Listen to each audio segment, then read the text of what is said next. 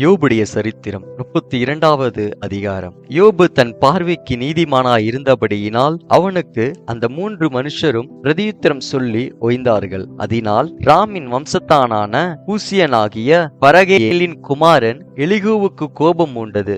யோபு தேவனை பார்க்கிலும் தன்னைத்தான் நீதிமானாக்கினதின் நிமித்தம் அவன் மேலும் அவனுக்கு கோபம் மூண்டது. கொடுக்கத்தக்க மறுமொழி யோபின் 3 சிநேகிதருக்கும் அகப்படாதிருந்தும் அவர்கள் அவனை ஆகாதவன் என்று தீர்த்ததின் நிமித்தம் அவர்கள் மேலும் அவனுக்கு கோபம் மூண்டது. அவர்கள் தன்னை பார்க்கிலும் வயது சென்றவர்களானபடியினால் எலிகு யோபின் வார்த்தைகள் முடிந்து தீரும் மட்டும் காத்திருந்தான். அந்த 3 மனுஷரின் வாயிலும் மறு உத்தரவு பிறக்கவில்லை என்று எலிகு கண்டபோது அவனுக்கு கோபம் மூண்டது.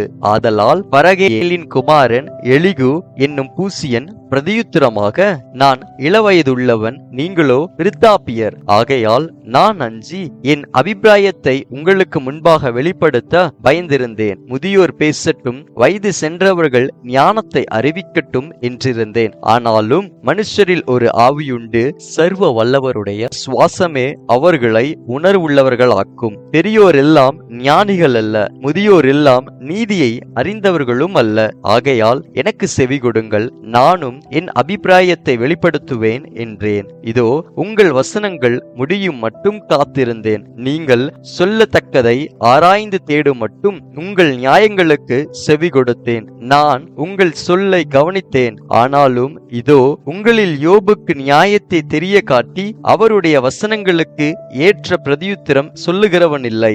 ஞானத்தை கண்டுபிடித்தோம் என்று நீங்கள் சொல்லாதபடி பாருங்கள். மனுஷன் அல்ல, தேவனே அவரை ஜெயம் கொள்ள வேண்டும். அவர் என்னை பார்த்து பேசினதில்லை. நீங்கள் சொன்ன வார்த்தைகளினால் நான் அவருக்கு பிரதியுத்தரம் சொல்வதும் இல்லை. அவர்கள் கலங்கி அப்புறம் பிரதியுத்தரம் சொல்லாதிருக்கிறார்கள்.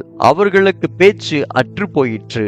அவர்கள் பேசார்களோ என்று காத்திருந்தேன். ஆனாலும் அவர்கள் அப்புறம் மறுமொழி கொடாமல் இருந்தபடியினால் நானும் பிரதியுத்தரமாக எனக்கு தோன்றிய மட்டும் சொல்லுவேன். நானும் என் அபிப்பிராயத்தை வெளிப்படுத்துவேன். வார்த்தைகள் எனக்குள் நிறைந்திருக்கிறது. என் உள்ளத்தில் உள்ள ஆவி என்னை நெருக்கி ஏவுகிறது. இதோ என் உள்ளம் அடைக்கப்பட்டிருந்து புது துருத்திகளை முதலாய் பீர பண்ணுகிற புது ரசத்தை போல் இருக்கிறது. நான் ஆறுதல் அடையும்படி பேசுவேன். என் உதடுகளை திறந்து பிரதியுத்தரம் சொல்லுவேன். நான் ஒருவனுடைய முகத்தை பாராமலும் ஒரு மனுஷனுக்கும் இச்சகம் பேசாமலும் இருப்பேனாக. நான் இச்சகம் பேச அறியேன். பேசினால் என்னை உண்டாக்கினவர் சீக்கிரமாய் என்னை எடுத்துக்கொள்வார் என்பதே ஆமேன்.